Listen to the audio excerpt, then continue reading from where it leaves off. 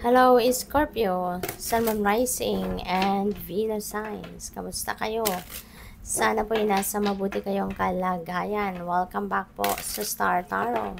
At kung bago kayo rito, welcome din po kayo. Please subscribe, like, share my videos, and leave me a comment kung nakaresonate po kayo. Thank you. So, tignan natin ang mga messages ni Spirit sa inyo.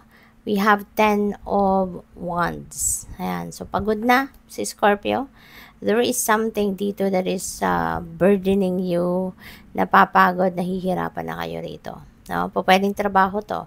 Pwedeng career ninyo ito. No? Na maybe parang it's overwhelming na kung ano man ang nangyayari dyan sa area of life ninyo na yan. Maybe it's overwhelming, it's nakakapagod na, nahihirapan na kayo. You know? Pwede rin na kasi siguro ang daming binibigay sa inyong trabaho. Maybe you've been burdened with overwhelming task, no? Ang daming responsibilidad, no? Na nakahatang sa balikat ninyo rito. Pwede rin na yung oras, no? Parang wala na kayo sigurong oras para sa sarili ninyo because you've been working long hours, overtime kayo ng overtime, kaya talagang madedrain, no? Yung lakas ninyo rito. Possible na emotional burden din ito, Scorpio, na maaaring nararanasan ninyo. Maaaring kayo super napapagod na, no? Sa kakaisip, sa bit-bit na resentments ninyo, emotional baggages, emotional wounds. So, siguro hirap na din kayo, no, sa inyong sitwasyon na ganyan.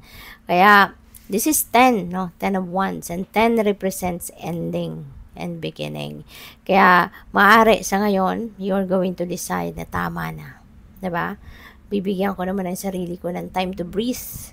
Pagkakataon na makahinga malalim, makahingang maluwag, 'di ba? Kaya po pwedeng magdedesisyon ka dito, maglalakas ka ng loob na tapusin na kung ano man ang mga nagpapahirap sa iyo. Alisin na sa buhay mo kung ano man itong mga nagpapaano sa inyo, nagpapabigat, no, ng inyong pakiramdam. Okay? So, it's either tatalikuran mo ng tuluyan kung ano man itong mga nagpapabigat sa inyong pakiramdam or you're going to ask for help. No? So, depende yan sa inyong sitwasyon. We have 6 of Cups. May nakikita ko ditong reunion. No? Maaaring kayo ay manggagaling pa sa ibang lugar. You're going to travel home to visit your loved ones or to visit your friends. Yung ganon. No?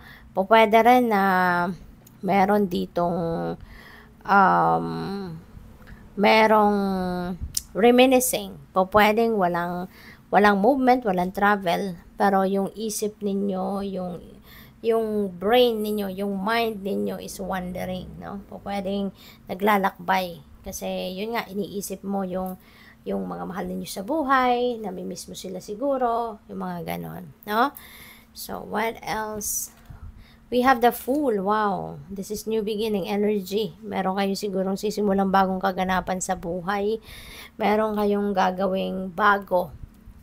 A new chapter in your life is about to start dito.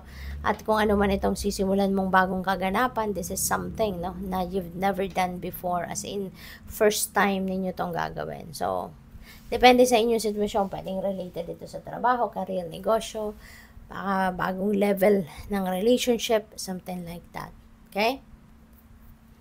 So, tignan natin kung ano pang mga messages ni universe sa inyo today. Take time to breathe out. Ayan. So, sakto lang yan, ano, dito. Kasi pagod na kayo eh. You know, you need replenishment. You need to relax. You need to declutter your mind, your heart, 'di ba? Kasi parang bubog sarado na kayo eh, 'di ba? Sa pagod, emotionally, 'di ba? Mentally, physically, exhausted na kayo. Kaya ibigay niyo na 'to sa sarili mo.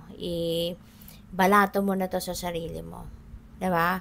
Step back from those worldly things na pinagkakabalahan mo, nagpapa-stress sa'yo, nagpapa-worry sa'yo.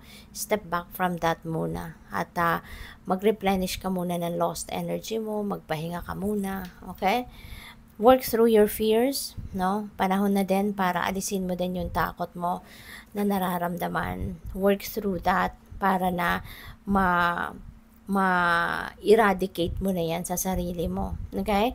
Kasi if you are going to allow that fear to linger sa buhay mo, sayang lang ng lahat. Sayang ng potential mo, sayang ng galing mo, sayang ng mga opportunities and possibilities na maaaring kumakatok na sa buhay mo.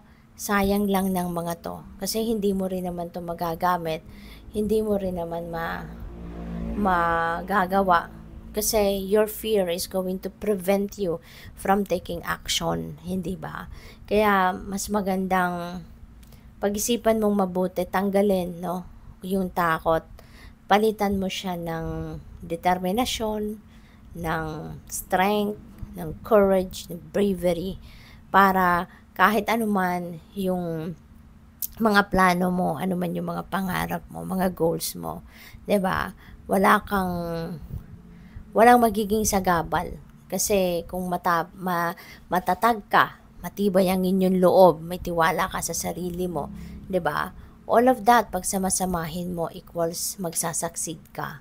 Pero kung fear, 'di ba? Yung mamamayani, ay nako, even single step, hindi mo magagawa, 'di ba? Para ma-achieve mo yung mga bagay kasi matatakot ka, 'di ba? So have faith in your dreams.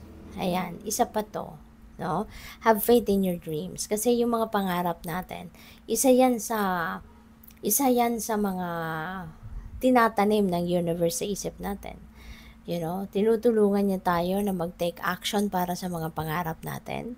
Kasi kung ano man yan, ang mga pinapangarap ninyo, there is something, na talagang magpupush din sa inyo para gawin mo, para maging masaya ka. 'Di ba? Good luck sa'yo. Thank you for watching. Love and light. Namaste.